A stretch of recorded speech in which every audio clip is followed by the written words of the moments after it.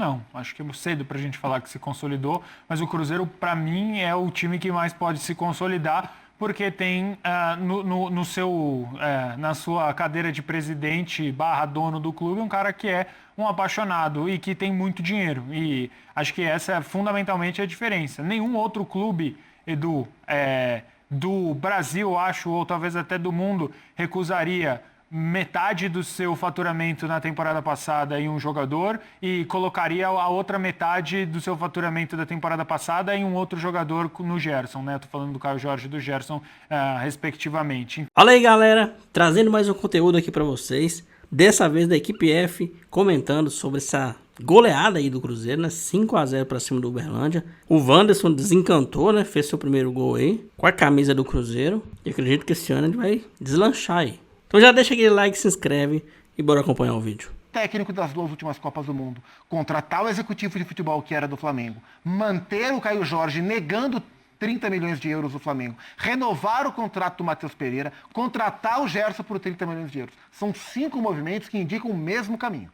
E quando todo mundo que está dentro do ambiente percebe para onde está indo o projeto, isso ajuda. Então acho que saber perceber o que o Pedrinho está fazendo com o Cruzeiro nesse momento, pelo menos nas intenções, a gente não sabe o que vai dar, mas nas intenções, ajuda o Caio Jorge a nem pensar no negócio de Flamengo. Resolveu, negou, renovou o contrato, tá todo mundo reforçando aqui, já meteu o gol e acho que vida que segue. E até porque quando o Gerson chega, não que o Caio tivesse esse tipo de movimento, mas o cara olha e fala, pô fizeram uma baita contratação.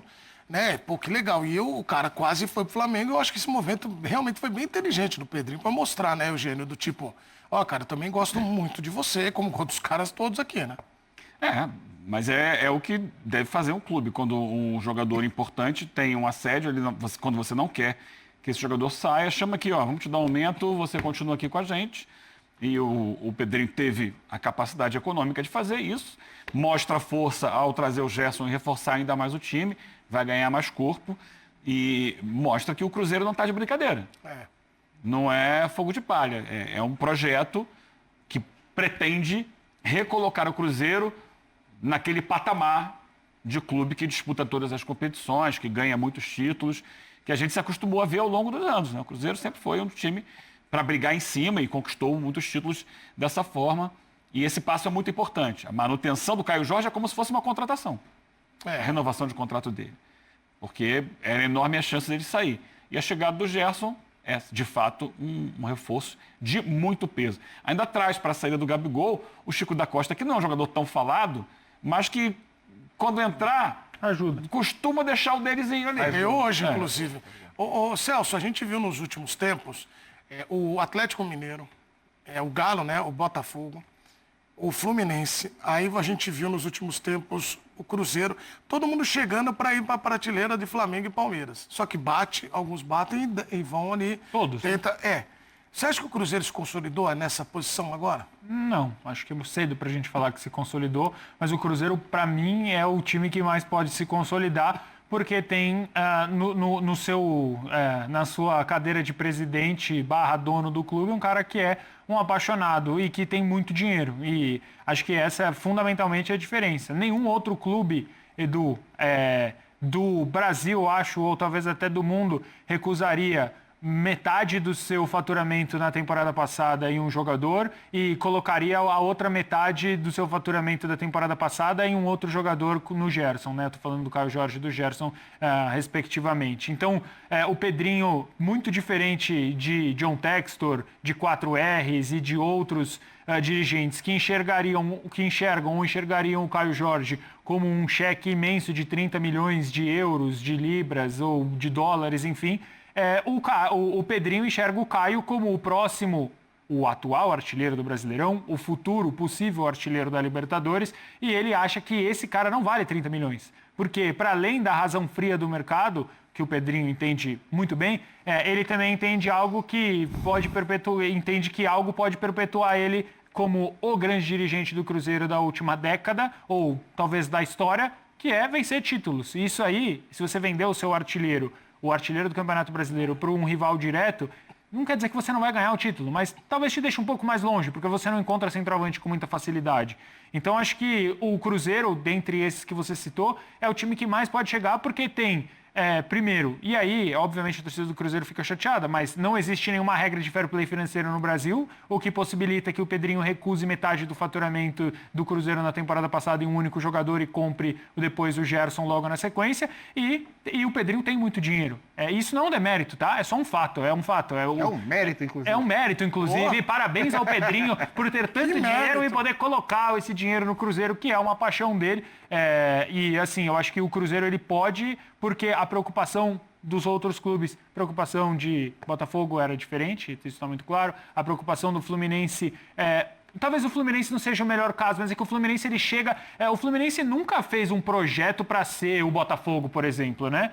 O que o Botafogo foi. O Fluminense ele chega acho que com méritos diferentes, mas assim, eu acho que o Cruzeiro tem mais potencial de ficar nessa posição de terceiro clube aí entre Palmeiras e Flamengo. Entrevista que o Pedrinho deu recentemente, essa semana, sobre a proposta do Caio Jorge, né? Mas que ele tá no carro? Não, eu li aspas, eu não sei que rádio que foi, alguma rádio do interior, que ele falou, olha, 30 milhões para mim é pouco, eu coloquei o preço de 50 milhões porque eu não queria vender o jogador. Mas se eles vêm com 50, eu vendo. Ele falou, porque ele pode ser rico, mas não é bobo não, viu? Falou, mais dinheiro é eles dinheiro. vêm com 50, eu vendo, ele falou. Porque era 4 vezes, acho, o investimento que ele tinha feito inicialmente. Ele custou mais ou menos 6 milhões de euros. E já era o Alexandre Matos com o Pedrinho. 6 milhões de euros aproximadamente para trazer da Juventus um jogador que era... uma incerteza, porque o Caio Jorge não tinha jogado em Itália. O cara era o Gabigol, né? Quando ele fica, o cara... E demorou, o Caio veio 6 meses a encaixar. Demorou. Porque ele já chegou na temporada anterior. Tinha o Lautaro também. Lautaro tava no bolo. Sim, o Caio Jorge era o titular na final contra o Racing na Sul-Americana. Ele ficar no Cruzeiro, Eugênio, ser titular, continuar marcando, aproxima ele de uma possibilidade de seleção maior do que ele ir pro Flamengo e poder ficar na reserva do Pedro? Ele já esteve na seleção com o Cruzeiro. Eu, sinceramente, acredito, é claro que ficar trabalhando de suposição, que ele teria muitas chances de ser titular no Flamengo. E estando bem no Cruzeiro ou no Flamengo, são dois clubes hoje que têm alto nível dentro do futebol brasileiro, fazendo gols, ele tem chance de ser lembrado para a seleção brasileira. Embora a gente esteja num momento já muito próximo da Copa do Mundo e que não há mais muito espaço para testes. Acho que o Ancelotti meio que já olhou quem tinha que olhar. Por exemplo, na posição dele tem um jogador brasileiro que está voando na Inglaterra que não foi chamado, o Igor Thiago. É o vice-artilheiro da Premier League. Mas você tem um Richarlison machucado, então abre espaço aí para alguém ser chamado na lista de março. Sim, mas é que tem tanto nome ali, né? Tem, mas você tem, por exemplo, o Paquetá jogando mais ou menos ali, como um segundo atacante também. E a função é diferente, né? Hoje, do que pede... acho que o Caio Jorge ele não é exatamente o Matheus Cunha, né?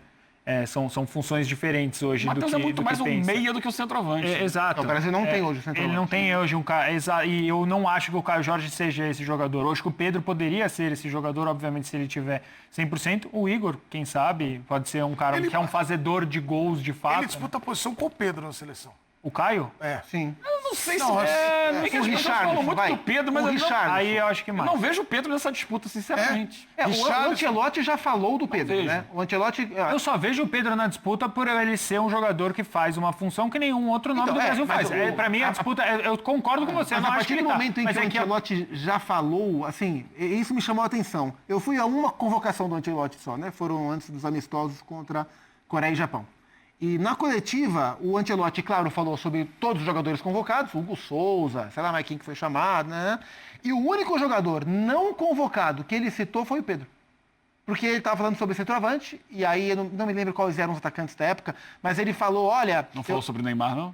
Que sempre pergunta.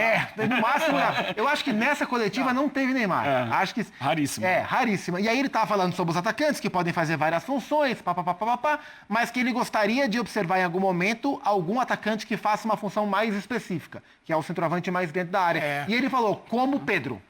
Ele citou. E o Pedro estava machucado na época. Só tem ele. Pedro foi convocado e participou pode ser. da última Copa do Mundo nessa condição. Sim, entrou. Levado pelo Tite para isso, ó. Você vai ser o cara que A gente não joga com essa característica, mas se precisar, a gente E acho usa. um chute legítimo, com 26 convocados, que você tenha um jogador com uma função característica. Mas eu acho que o Pedro, quando foi chamado, não rendeu na Copa de 2022.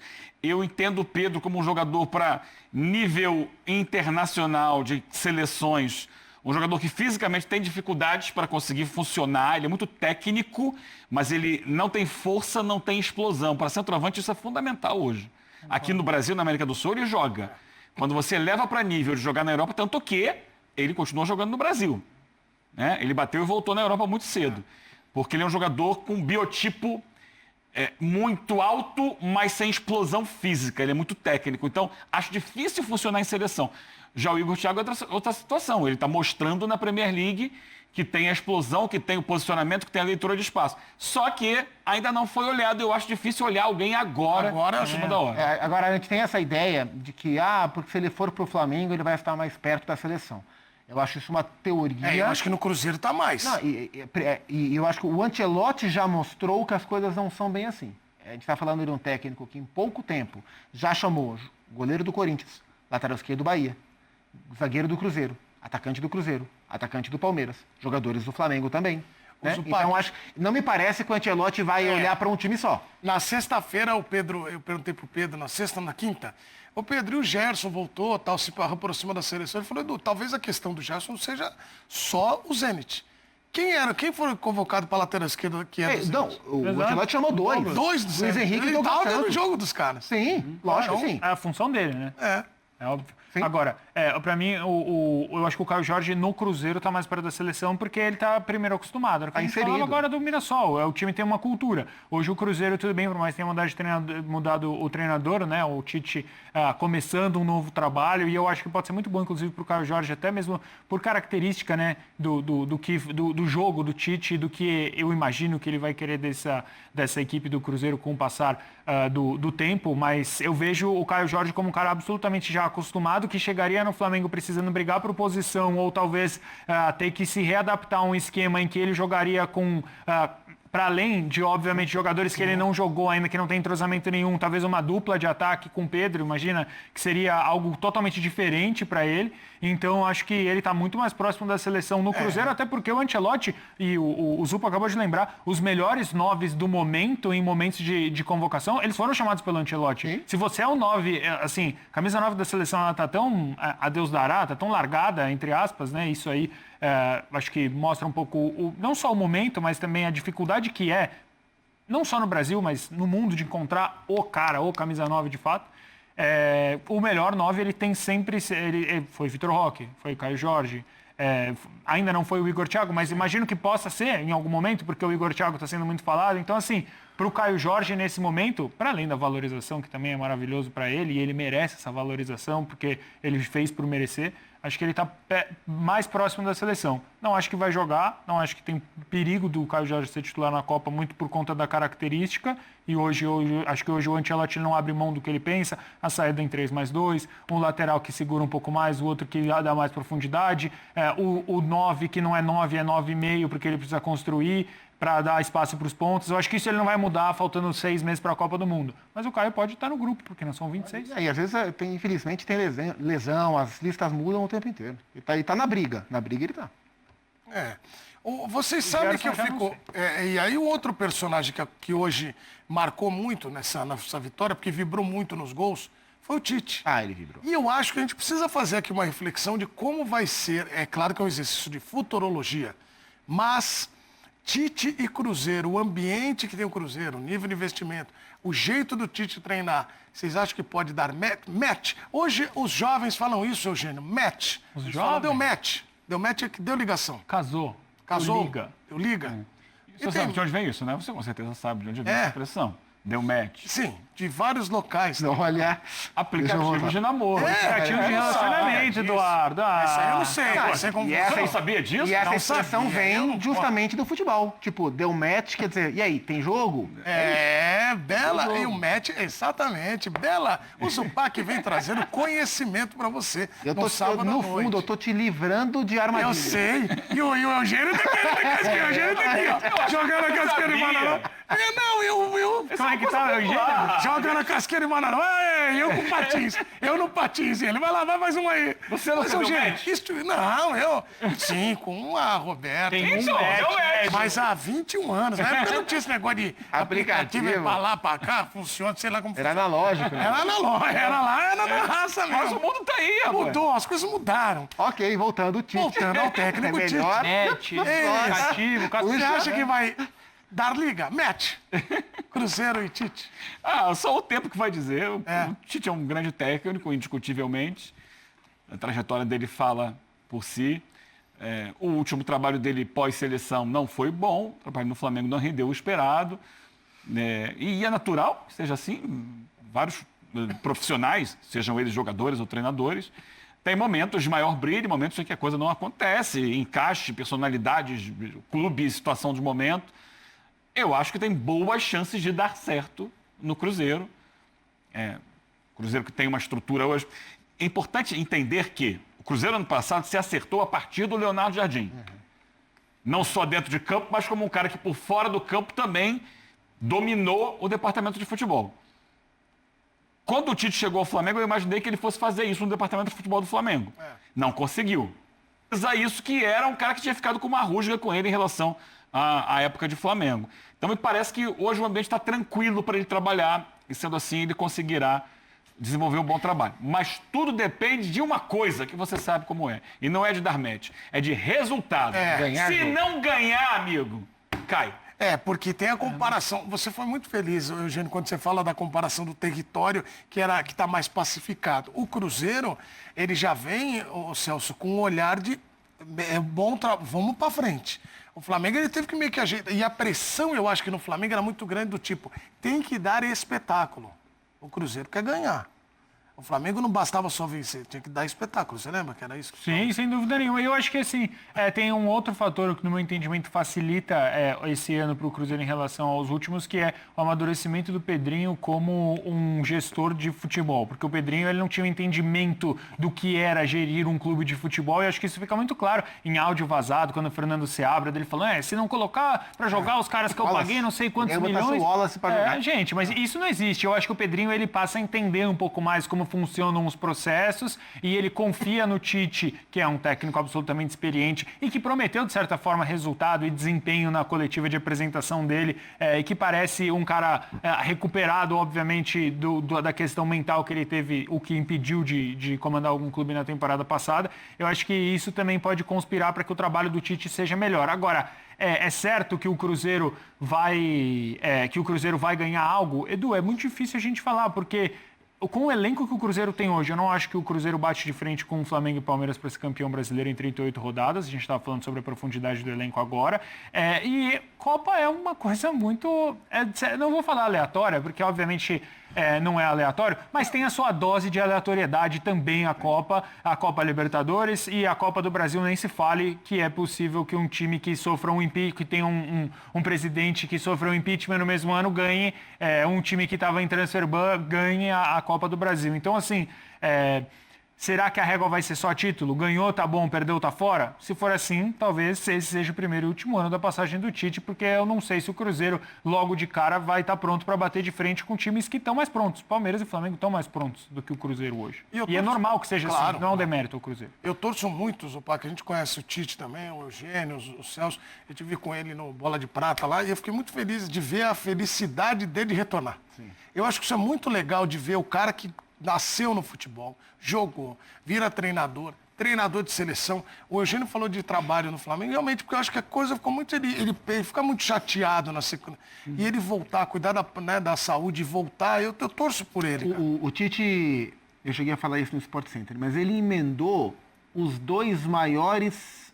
Ele praticamente emendou, né? Os dois maiores cenários de pressão possível no futebol brasileiro, que é perder 2 Copas seguidas pela seleção brasileira, e ele foi responsabilizado por isso, e ele tem responsabilidades maiores e menores, ele tem, né? Ele era o comandante, né? Então, ele saiu muito chamuscado das 2 Copas do Mundo, isso foi uma pressão gigante em cima dele, e ele pegou o clube de maior expectativa do continente, que é um clube que até a última temporada, até a penúltima, né, até o fim da gestão Rodolfo Landim, se mostrava um clube de potencial absurdo, mas de uma gestão do departamento de futebol, muitas vezes flertando com questões amadoras. Uma bagunça. Né? De fora para dentro e às vezes de dentro para fora, o Flamengo se atrapalhava de extrair o seu melhor potencial. E o Tite caiu nesse ambiente, ele não trabalhou bem no Flamengo, é verdade.